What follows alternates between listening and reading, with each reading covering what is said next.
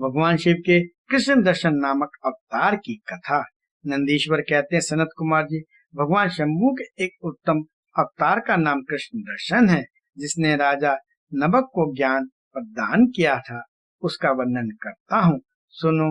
श्राद्धदेव नामक मनु के जो इक्ष्वाकु आदि पुत्र थे, उनमें नम का नाम नमक था, जिनका पुत्र नाभाग नाम से प्रसिद्ध हुआ।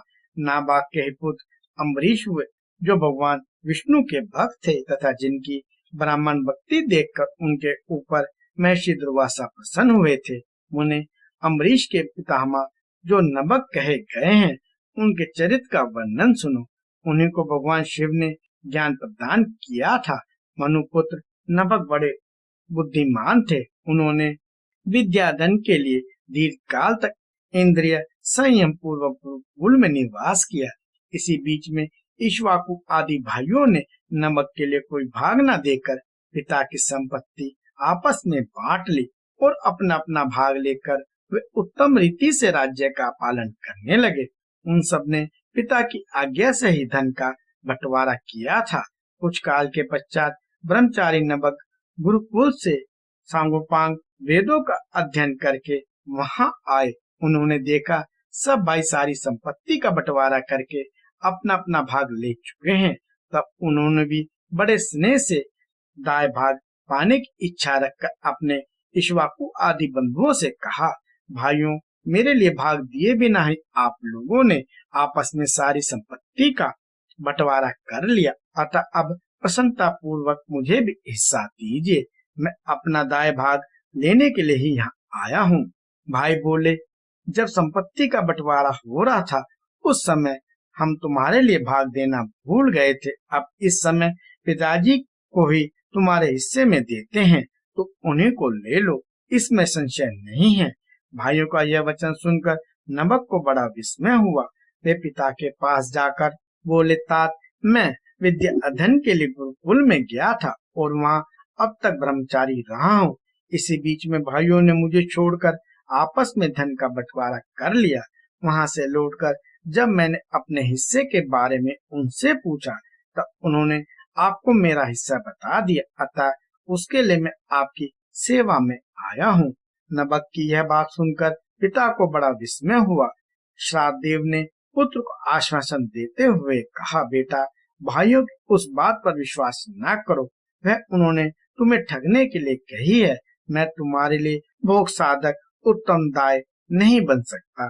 तथापि उन्होंने यदि मुझे ही दाय के रूप में तुम्हें दिया है, तो मैं तुम्हारी जीविका का एक उपाय बताता हूँ।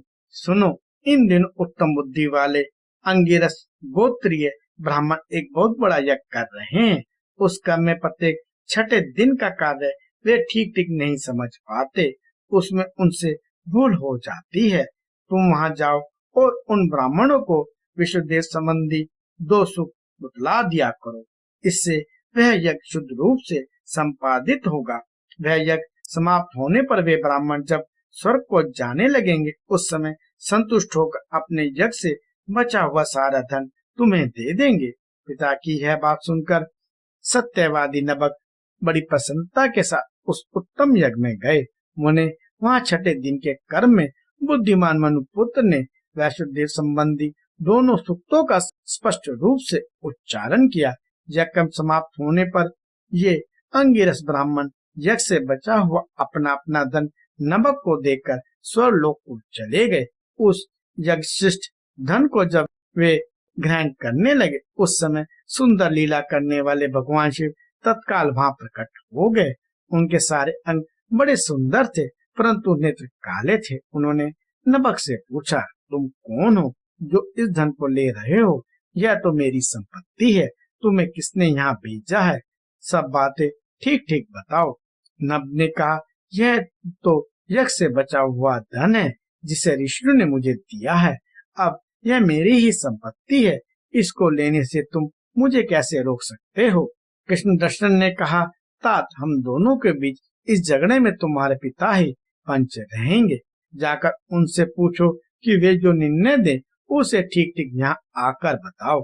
उनकी बात सुनकर नबक ने पिता के पास जाकर उस प्रश्न को उनके सामने रखा। श्राद्धदेव को कोई पुरानी बात याद आ गई और उन्होंने भगवान शिव के चरण कमलों का चिंतन करते हुए कहा, मनु बोले, तात वे पुरुष जो तुम्हारे यह धन लेने से रोक रहे हैं साक्षात भगवान शिव हैं।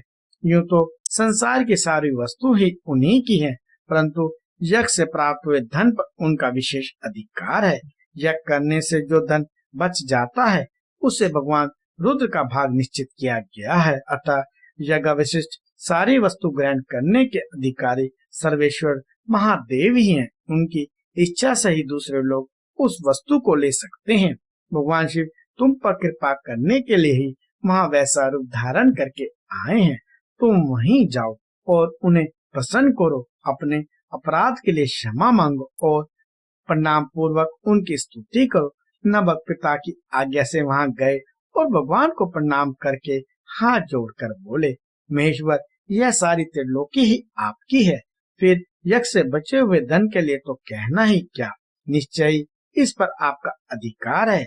यही मेरे पिता ने निर्णय दिया है। नाथ, मेरे यथार्थ बात ना जानने के कारण भ्रमवश जो कुछ कहा है, मेरे उस अपराध को क्षमा कीजिए। मैं आपके चरणों में मस्तक रखकर यह प्रार्थना करता हूँ कि आप मुझ पर प्रसन्न हो।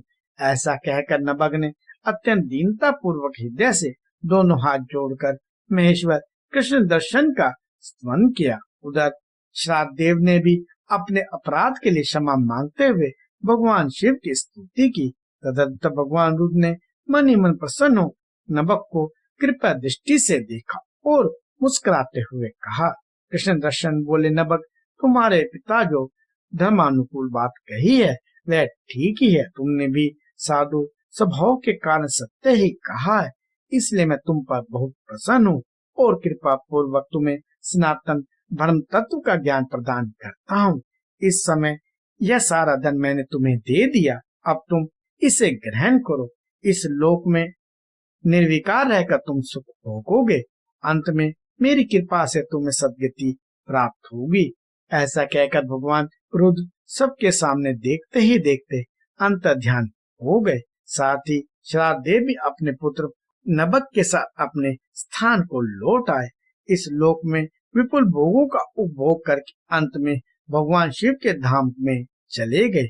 ब्राह्मण, इस प्रकार तुमसे मैंने भगवान शिव के कृष्ण दर्शन नामक अवतार का वर्णन किया। जो इस आख्यान को पढ़ता और सुनता है उसे संपूर्ण मनोवांछित फल प्राप्त हो जाते हैं।